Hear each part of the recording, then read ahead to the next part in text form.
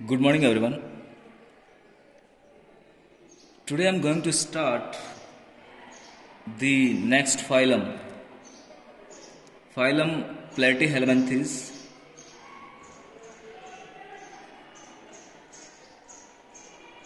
तो dear students, आज हम आगे का फाइलम शुरू करते हैं, फाइलम प्लेटीहेलमिन्थीज। और इस प्लेटीहेलमिन्थीज के कुछ इंपॉर्टेंट कैरेक्टरिस्टिक्स भी हम लिख लेते हैं, जिनसे प्राय प्रश्न पूछे जाते हैं। तो देखिए डियर स्टूडेंट्स, प्लेटीहेलमिन्थीज के सदस्यों को हम फ्लैट वॉर्म या चपटे कृमियों के नाम से जानते हैं। तो सबसे पहली चीज तो आप ये याद रखेंगे कि दीज आर फ्लैट वॉर्म्स, इन्हें चपटे कृमि कहा जाता है।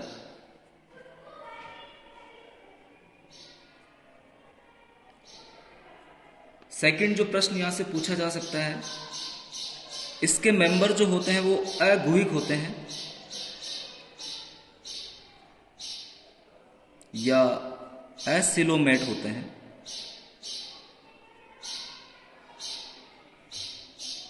यानी प्लेटीहेलमिन्थीज के सदस्यों में देहगुहा का अभाव होता है।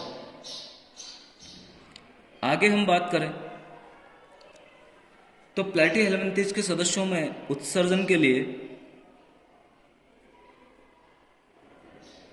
फ्लैम सेल्स या ज्वाला कोशिकाएं पाई जाती है, ये आप याद रखेंगे।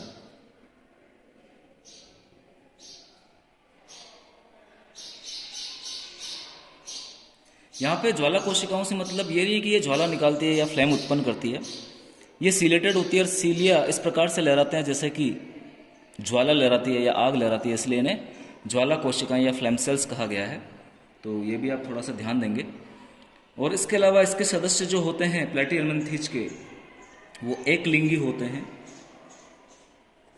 एक लिंगी होते हैं जिसे हम मोनोसियस और हर्माफ्रोडाइट के नाम से भी जानते हैं। ये टर्म आप याद रखेंगे, मोनोसियस और हर्माफ्रोडाइट एक लिंगी सदस्यों के लिए यूज की जाती है। तो इसके सदस्य एक लिंगी होते हैं, यानी नर व मादा जननांग एक साथ मिलते हैं।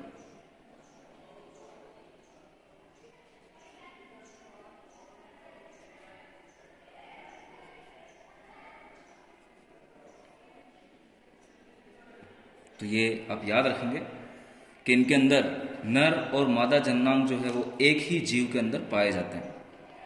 फिर जो प्रश्न यहां से पूछा जा सकता है कि सबसे पहले तीसरा जनन स्तर मिजोडम इसी फाइलम के सदस्यों में नजर आता है। तीसरा जनन स्तर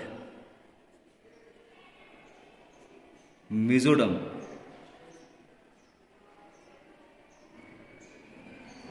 यही उत्पन्न होता है।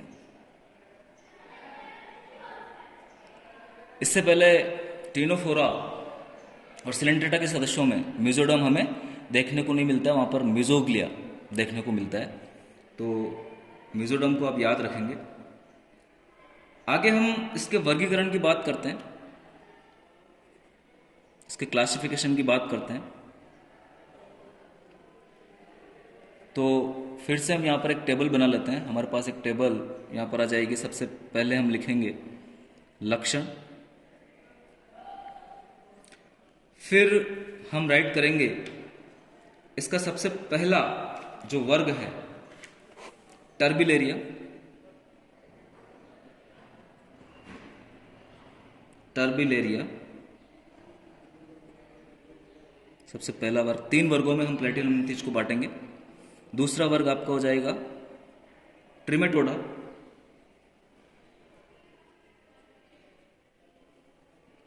और तीसरा वर्ग आपका हो जाएगा सेस्टोडा।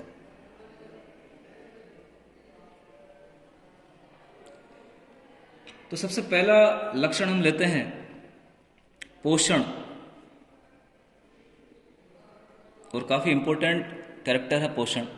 पोषण के आधार पर अगर हम देखें तो टर्बिलेरिया के जो सदस्य होते हैं वो मुक्त जीवी होते हैं, बिल्कुल आप याद रखेंगे। प्लेटीहेलमिन्थीज कि क्लास टर्बेलिया के सदस्य मुक्तजीवी होते हैं और बाकी जो 2 क्लासें बची है उसमें परजीवी सदस्यों को सम्मिलित किया गया है। तो काफ़ी इंपॉर्टेंट प्रश्न यहाँ से पूछा जा सकता है कि प्लेटिहेल्मिन्थीज फाइलम की कौन सी क्लास के सदस्य मुक्तजीवी होते हैं और कौन सी क्लास के सदस्य जो है वो परजीवी होते हैं। तो आप थोड़ा यहाँ पर ध्यान देंगे। दूसरा कैरेक्टर हम देखते हैं आहार नाल, एलिमेंट्री कैनाल। और आहार नाल की अगर मैं बात करूं तो आहार नाल उपस्थित होती है, अपूर्ण होती है, क्योंकि यहां पर गुदा द्वार जो है वो एब्सेंट पाया जाता है। यहां पर भी उपस्थित, अपूर्ण, और सेस्ट्रोडा के सदस्यों में अनुपस्थित होती है। बिल्कुल आप ध्यान देंगे, सेस्ट्रोडा के सदस्यों में यह अनुपस्थित होती है, ट्रेमेटोडा के सदस्यों में उपस्थित होती है, अपूर्ण होती है और वाय आकृति की होती है।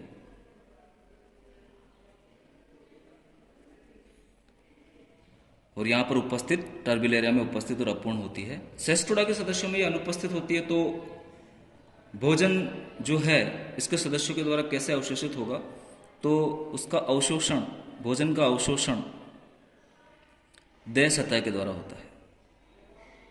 ये आप थोड़ा ध्यान देंगे। नेक्स्ट हम बात करते हैं अधिचर्म या अध्यावरण की।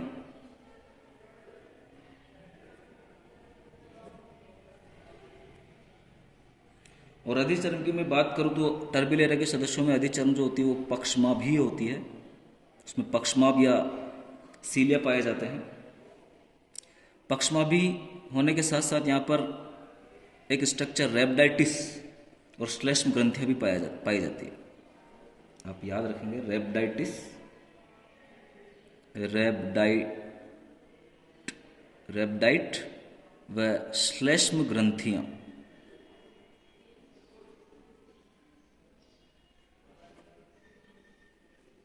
उपस्थित।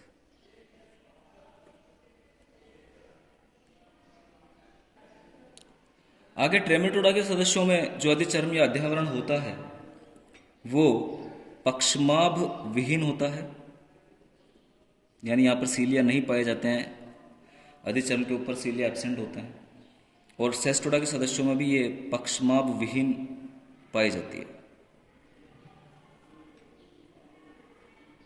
पक्षमाभ विहीन व टेग्यूमेंट से आवृत, यानी इसके ऊपर एक टेग्यूमेंट का आवरण पाया जाता है।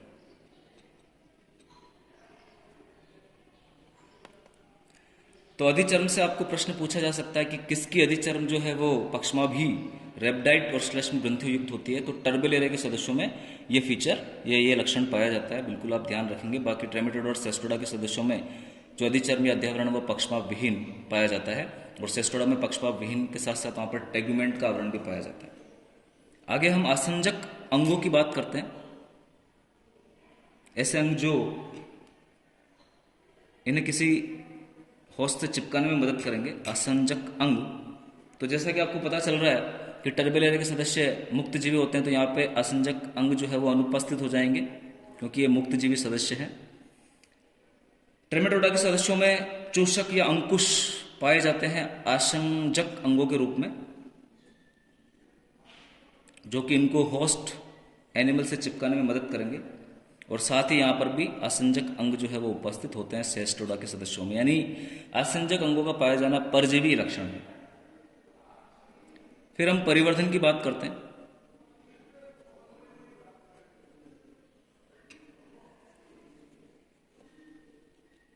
टर्बिलेरिया के सदस्य मुक्तजीवी होते हैं, तो यहां पर परिवर्तन सीधा होता है, सीधे ही होता है।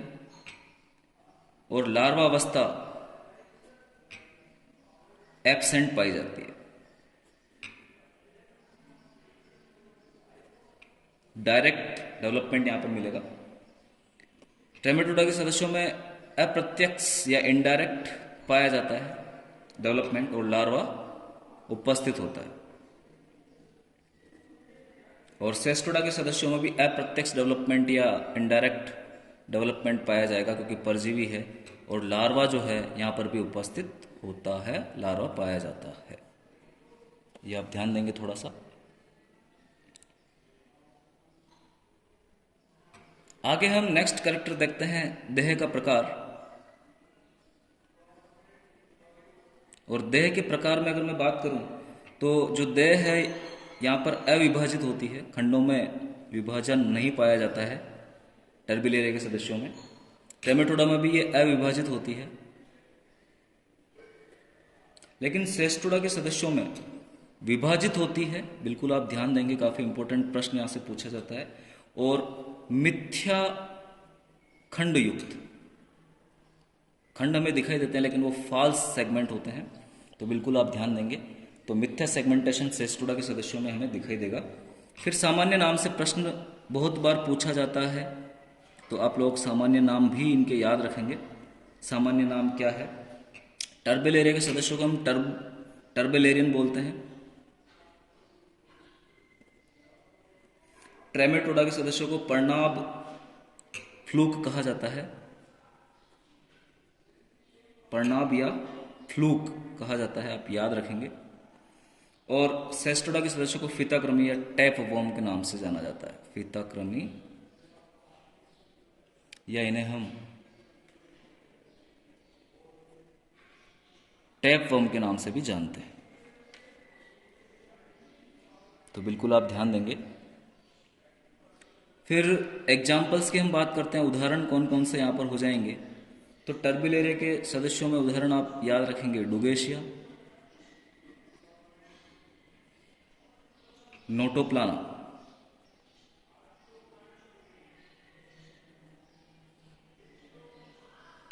ट्रेमेटोडा के सदस्यों में आप याद रखेंगे सिस्टोसोमा।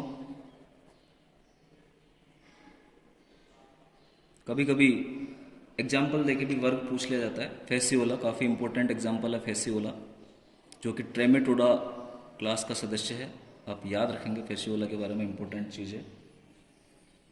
और सेस्टोडा में टीनिया सोलियम आप हमेशा याद रखेंगे, टीनिया जो है वो सेस्टोडा का सदस्य है। इसके अलावा डाइफाइलोब्रोथियम।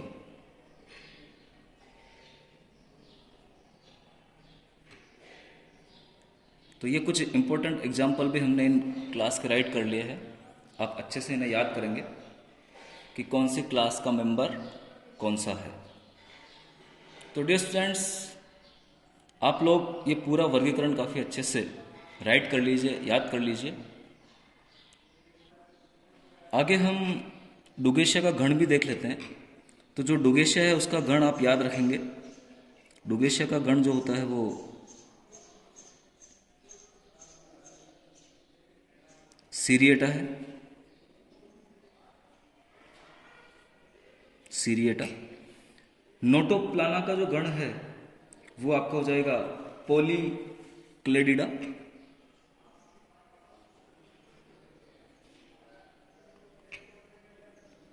पॉलीक्लेडिडा, ये नोटोप्लाना का गण है।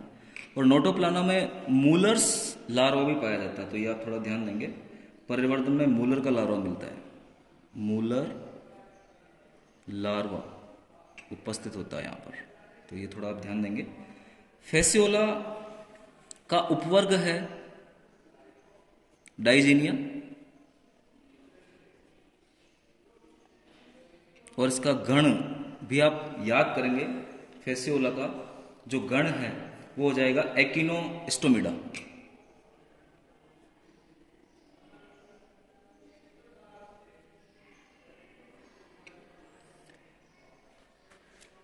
तो डियर स्टूडेंट्स, इस प्रकार से इंपॉर्टेंट गण भी अपने कंप्लीट हो जाते हैं और प्लेटिहेल्मिंथेज का वर्गीकरण हमारा पूर्ण हो जाता है। नेक्स्ट क्लास में हम निमेटोडा की बात करेंगे। Thank you very much.